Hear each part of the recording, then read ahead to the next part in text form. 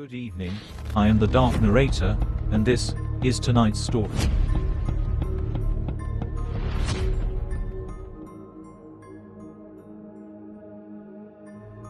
In 2019, a night receptionist named Mark worked at a small roadside hotel along a quiet highway.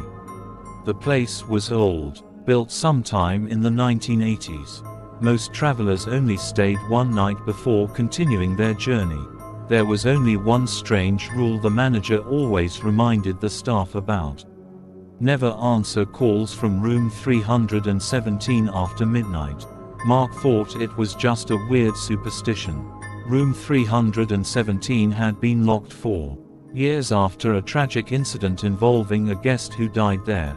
The police report said it was an accident, but the staff whispered something different. They said the phone in that room still rings sometimes, even though no one is inside. One rainy night, Mark was alone at the front desk. The clock read 2:14 a.m. The entire hotel was quiet, only the sound of rain hitting the windows. Then suddenly, the phone rang. Mark picked it up.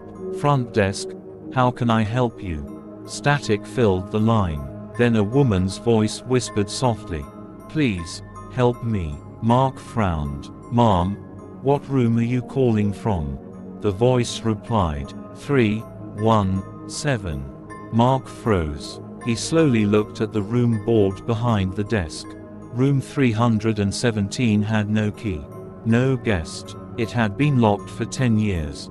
The phone line suddenly went silent. Mark tried to tell himself someone was pranking him. But then the phone rang again. He answered. This time the voice was crying, "You locked the door, please open it."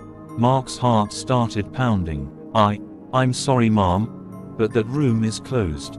Then the woman whispered something that made his blood run cold. "I'm still inside." At that moment, the lights in the hallway flickered. Then the security monitor behind the desk turned on by itself. It showed the third-floor hallway. And at the very end, room 317. The camera slowly filled with static. Then a figure appeared in front of the door. A woman, her hair covering her face. Her body twisted in a way that didn't look human. She was slowly scratching the door, over and over, trying to get out. The phone rang again. Mark answered with shaking hands. Now the voice sounded different. Not crying anymore. Angry. "You answered, so now you have to open it." Then something terrifying appeared on the monitor. The door of room 317 slowly unlocked by itself. Mark ran up the stairs to check what was happening. The hallway lights were flickering. The air smelled strange, like wet metal.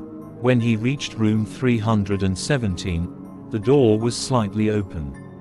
Just a few inches. Inside was complete darkness. Mark pushed the door open slowly.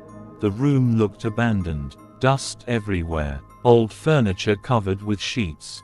But the bathroom door was open. And from inside, he could hear someone whispering, "Thank you for answering." Mark shined his flashlight toward the bathroom. And that's when he saw her. A woman standing in front of the mirror. Her face was pale, her eyes completely black, and her mouth was stretched into a smile that was far too wide. Then she spoke. "Now someone has to stay here with me." The next morning, the hotel manager arrived for work. The front desk was empty. Mark was gone. They searched the entire building. The only strange thing they found was the phone in room 317. It was off the hook, and the security monitor showed the hallway camera.